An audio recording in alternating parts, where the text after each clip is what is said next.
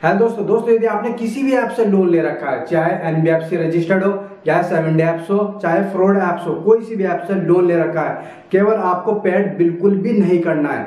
सबसे पहले देख लीजिए क्यों पेड नहीं करना है, और कोई भी ऐप्स आपको आज से परेशान भी नहीं करेगी यदि आपने किसी भी ऐप से कोई भी लोन ले रखा है। ठीक है, सबसे पहले देख लीजिए क्या आपको कॉल हरासमेंट हो रहा है, जैसे कि आप पे 3 या 4 बार कॉल आती है। ऐसी ऐप्स का लोन बिल्कुल भी पेमेंट नहीं करना। अगर 3 बार या 2 बार आ जाती है और 9 बजे के बाद कोई भी कॉल आती है, रात को 9 बजे के बाद कोई भी कॉल आती है, तो आपको लोन बिल्कुल भी नहीं देना है।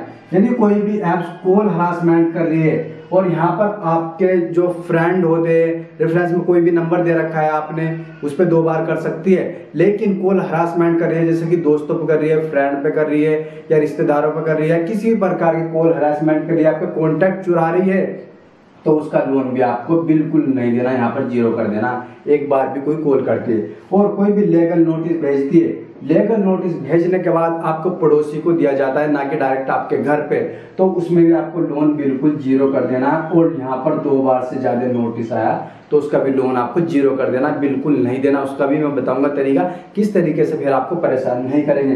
यदि आपके घर एजेंट आता है और पड़ोसी में बता के जाता है कि इसके पास लोन था, तो वो भी आपको फिर लोन नहीं देना अगर किसी पड़ोसी को बता के जाता है। तो यदि आपके घर डायरेक्ट 2 बार आ सकता है, उससे ज्यादा आएगा, तो फिर यहाँ पर लोन आपको नहीं देना। लेकिन अगर आपका लोन एनपीए में चला गया और फिर बाद में कोई भी एजेंट आता है, डीएस से लग जाता है, तो उसके बाद तो बिल्कुल आपको किसी की नहीं सुननी, चाहे कोई सा भी कितना ही बड़ा एजेंट हो, क्योंकि ये आरबीआई के खिलाफ है। यदि डीएस से लग गया, एनपीए में लोन चला गया और डीएस के अनुसार कोई भी आपके घर एजेंट आता है, तो लोन आपको नहीं देना है, एनपीए के लोन बाद में नहीं देना है। उसका मतलब ये होता है कि आप डिफॉल्टर बन चुके।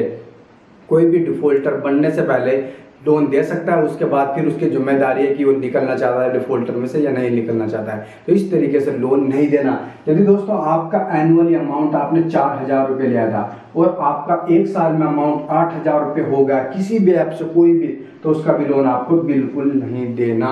यदि अमाउंट आपने 4,000 रुपये लिया था और 12,000 हो गया 1 साल, कुछ महीने 2 महीने में, तो उसका लोन भी आपको बिल्कुल नहीं देना। यदि आपने अमाउंट लिया था 12,000 रुपये और 20,000 रुपये हो गया 1 साल में, तो अमाउंट भी नहीं देना।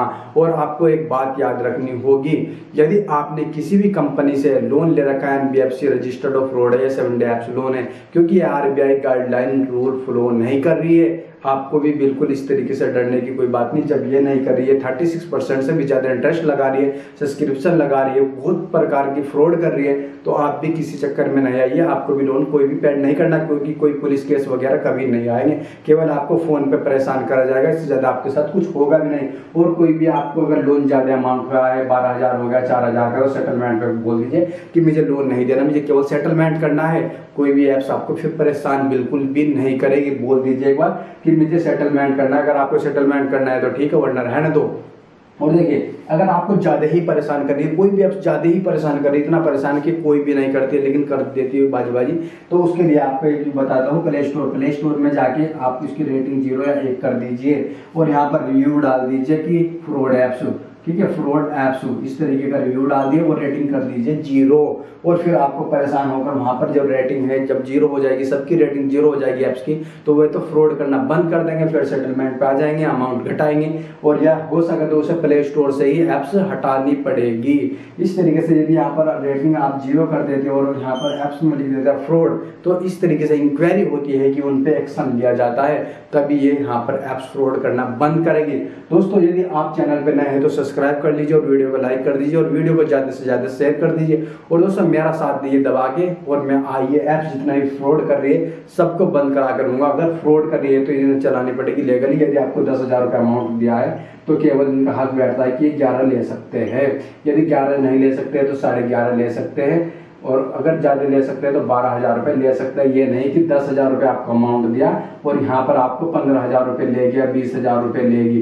तो इस तरीके की मैं चाहता हूँ कि कोई भी ऐप्स फ्रॉड ना करे और इन्हें जल्दी से जल्दी बंद करा जाए। केवल आपको यही काम करना है। यदि कोई भी ऐप्स आपके साथ फ्रॉड कर रही है तो रेटिंग करो 0 और रिव्यू में डालो फ्रॉड।